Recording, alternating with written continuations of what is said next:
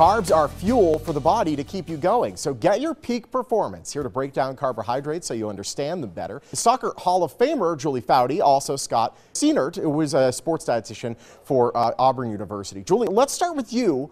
The Women's World Cup, it's coming up. What are your predictions and the insight for Team USA?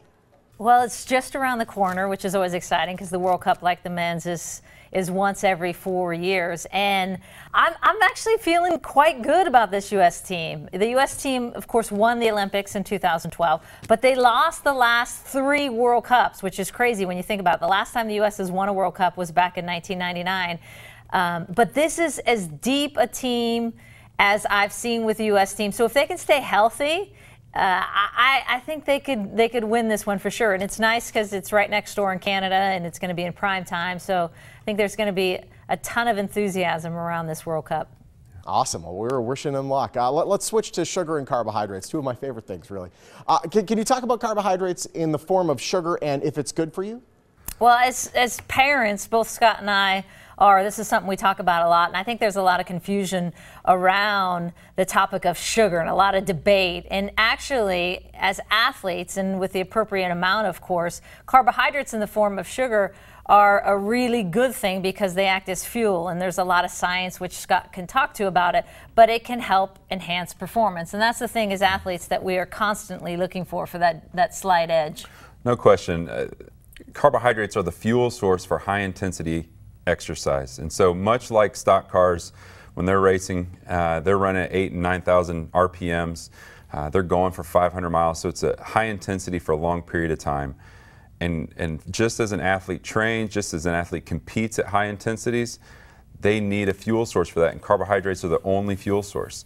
They can decrease their intensity to use a different type of fuel like fat, but that's not going to help them win races. Just like a NASCAR or stock car can decrease their RPMs, they're not going to win a race. And so it's very important that athletes and mothers and parents of athletes understand that carbs are fuel. The sugars that are part of carbohydrate are fuel for that intense activity, especially when we get to the 60-minute mark of exercise.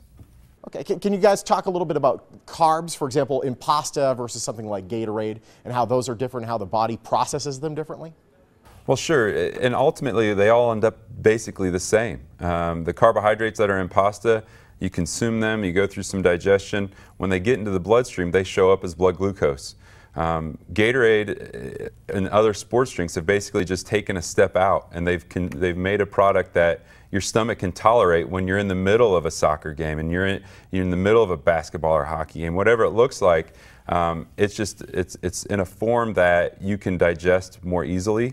It's the right amount because you can consume too much in those situations. That's why sodas and energy drinks are not going to be a good choice in competition, because it's not going to settle right and it can upset your stomach. Where sports drinks like Gatorade are at a specific formula that they've used 50 years of research to come up with their formula for, and that's where there's a little bit of a difference, but when it comes down to it, they all end up as the same product. All right, how about sugars in general? Are all sugars the same? Is one the same as the other? Well, as I just sort of mentioned, they really do come down to your body looks at them the same way. Your body is going to process them in almost the exact same ways. And so it really does, when it comes down to it, it comes down to the amount of sugar that you're consuming.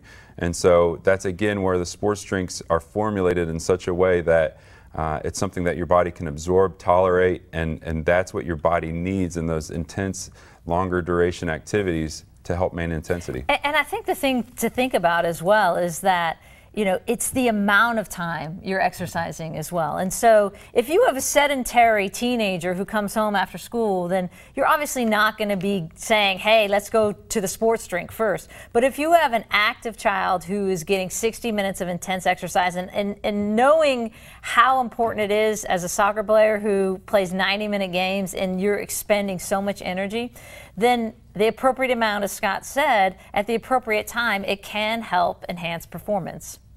All right, where can we go for more information? Sure, well, you can search online Gatorade Sports Science Institute or the Australian Institute for Sport. They have a nutrition team and a section of their website. Both have a wide variety of information of all sort of nutrients and macronutrients and different types of sports and how to best fuel those sports. All right, you heard it right there. If you missed any of our segment, our website, vegasmorningblend.com. Watch it all again.